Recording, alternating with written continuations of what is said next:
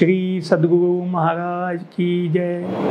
रामकृष्ण परमहंस के समय की सत्य घटना है। रामकृष्ण परमहंस अपने रूम में सोए हुए थे। उनका जो घर था वो गंगा जी के किनारे पे था और वो सोए हुए थे। रात को 2 बजे एक जवान व्यक्ति उनके कमरे में आया और उनको झंझोड़ के उठा दिया और बोला, मैंने सुना है कि तुमने ईश्वर को देखा है, तो क्या तुम मुझे भी ईश्वर को दिखा सकते हो? तो उन्होंने बोला, कब देखना चाहते हो? अभी देखोगे या सुबह देखोगे? बोला, नहीं, मुझे तो अभी देखना है।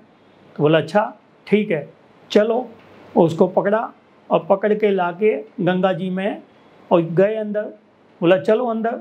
तो बोला, अभी रात को पानी में? बोला, हाँ, तुमको ईश्वर देखना है ना, तो पानी में ही दिखेगा, चलो।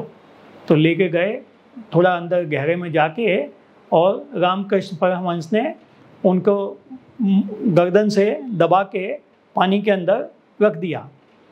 अब वो श्वास नहीं ले पा रहे थे। विवेकानंद जी बहुत ज़ोर ज़ोर से अंदर ही अंदर दुखी थे और छटपटा रहे थे और छूटने की कोशिश कर रहे थे क्योंकि सांस नहीं आ रही थी।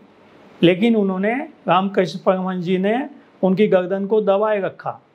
आखिरी में वो जब बहुत दुखी हो गए तो उन्होंने जोर से झटका मार के और अपनी गर्दन को बाहर निकाला। तो रामकृष्ण परमहंस जी ने पूछा, क्या हुआ, तुमने क्यों इतना जोर लगाया? बोला, मैं मर जाता, आपने तो मेरी गर्दन ही दबा दी, मेरे को क्या मारने के लिए लाए थे? बोला, तुम समझ गए कि मौत क्या होती है? बोला, हाँ। बोला, ईश्वर को पाने के लिए भी जब इतनी तड़फ होगी जब जाके ईश्वर को पाया जा सकता है। मौत से भी ऊंचे पे ईश्वर को पाना होता है। मौत का भी भय खत्म हो जाता है, मरने का भी डर खत्म हो जाता है कि मैं मर भी जाऊं कोई बात नहीं, लेकिन ईश्वर को मुझे पाना है। जब जाके ईश्वर को पाया जा सकता है। ऐसे ऊपर ऊपर ढूंढने से ईश्वर नहीं मिलता है।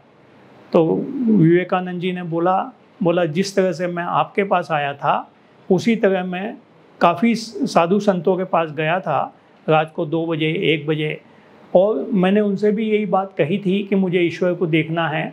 तो उन्होंने मुझे कहा कि सुबह आना, हमारे आश्रम में आना, हम तुमको ध्यान करने का तरीका बताएंगे, किताबें देंगे पढ़ने के लिए, उसके बाद में तुम जो है ना धीरे धीरे ईश्वर को देख पाओगे। लेकिन आपने जो तरीका अपनाया उससे मुझे समझ में आया कि ईश्वर को पाने के लिए बहुत ज़्यादा आदमी को मेहनत करनी पड़ेगी और सारे काम धंधे छोड़ के उसके पीछे लगना पड़ेगा, जब जाके वो ईश्वर प्राप्त हो सकेंगे। ऐसे बातों से या किताब पढ़ने से या इधर उधर धक्के खाने से वो ईश्वर प्राप्त नहीं हो सकते, क्योंकि ईश्वर पाना मतलब सबसे बड़ी चीज़ है। इससे बड़ी कोई चीज़ ही नहीं है। जब ईश्वर पा ही लेंगे तो फिर पाने के लिए बाकी भी क्या बचेगा? तो उसको पाने के लिए आदमी को बहुत ज़्यादा तड़फ होनी चाहिए और फिर जो गुरु रास्ता बताए उस तड़फ के अनुसार उस रास्ते पे कठिन परिश्रम करके आगे बढ़ना चाहिए, जब जाके वो ईश्वर को प्राप्त कर सकता है। श्री सद्गुरु महाराज की जय।